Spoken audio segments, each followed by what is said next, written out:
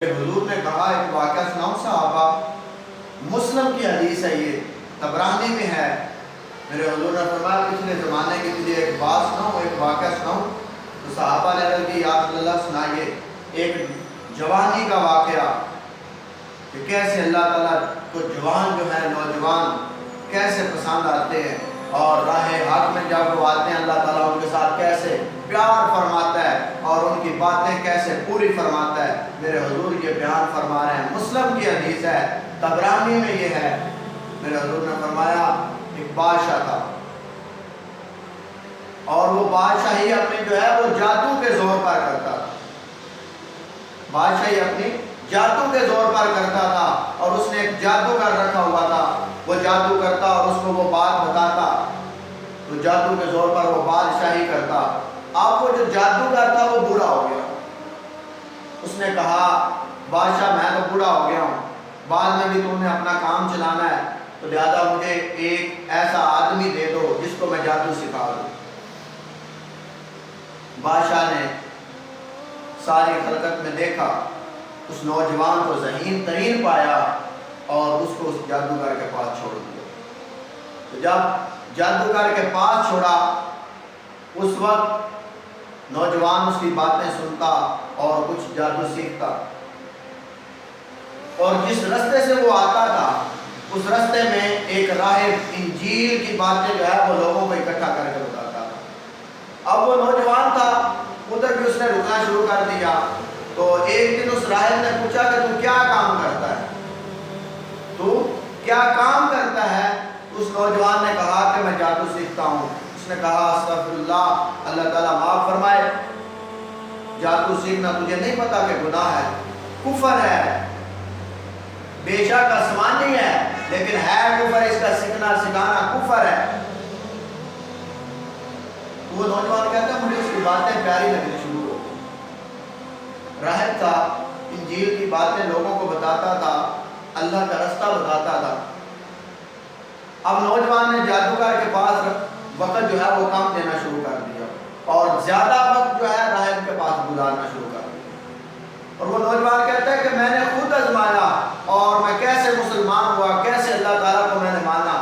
ایک دفعہ میں آ رہا تھا تو رستے میں ایک بہت بڑا اژدہا سانپ تھا، تو لوگ اس سے ڈر کر اپنی چھتوں پر درختوں پر چڑھے ہوئے تھے۔ تو میں آ رہا تھا، میں نے کیا کیا، چھوٹا سا پتھر زمین سے اٹھایا۔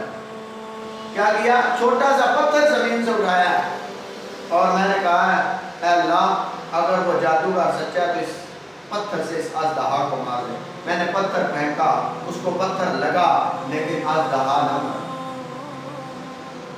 اب پھر میں نے چھوٹا سا پتھر اٹھایا، بالکل چھوٹا سا، اور میں نے کہا یا اللہ اگر وہ راہب سچا ہے تو اس اژدہا کو مار دے۔ جب پتھر مارا تو وہ اژدہا مر گیا۔ کہا اس وقت میں مسلمان ہو گیا، راہب کے پاس گیا، کہا کہ اب میں جادوگر کے پاس نہیں جاؤں گا، جادوگر کے پاس نہیں جاؤں گا، مجھے اللہ اور اس کے رسول کا، اللہ اور اس کے پیارے حبیب کا رستہ بتاؤ جس کا آپ کلمہ پڑھ رہے ہیں۔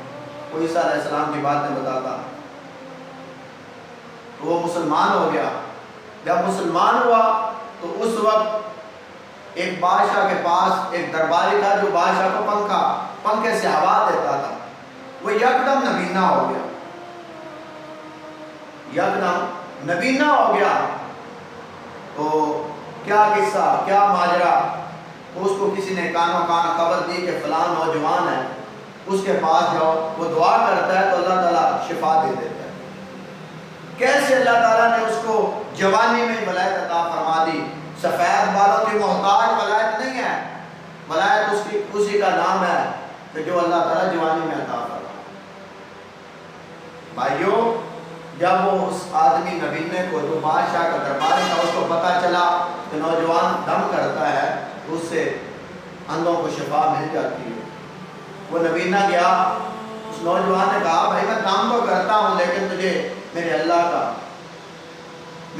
کو ماننا پڑے گا، کلمہ پڑھنا پڑے گا، تب میں دم کروں گا، پھر اللہ تجھے شفا دے گا۔ اس نے کہا مجھے جیسے بھی ہو سکے مجھے بچاؤ، مجھے آنکھیں چاہیے، میں کلمہ پڑھتا ہوں۔ اب اس نے کلمہ پڑھ دیا، جب کلمہ پڑھا تو اللہ تعالیٰ نے اس کی آنکھوں کا نور دے دیا، اس کی آنکھوں کا اللہ تعالیٰ نے نور دے دیا۔ جب نور دیا تو اس وقت بادشاہ کے پاس بات پہنچی تو بات جو ہے وہ پھیلنی شروع ہو گئی۔ تو بادشاہ نے اس نوجوان کو بلایا اور کہا کہ تیرا وقت آج کل کہاں گزر رہا ہے؟ اس نے بات کو ادھر ادھر گھمایا، لیکن وقت تیزی سے گزر رہا ہے۔ تو بادشاہ کو پتہ چلا، بادشاہ نے کچھ اپنے سپاہی بھیجے، کہا کہ اس کو لے جاؤ اور پہاڑ کی چوٹی کے اوپر سے نیچے سے گرا دو، مار دو۔ اب وہ سپاہی جو ہے وہ ساتھ چلے گئے، پہاڑ کے اوپر لے گئے۔ یہ میرے حضور صحابہ سے بیان فرما رہے ہیں، مسلم اور طبرانی میں یہ حدیث جو ہے یہ موجود ہے۔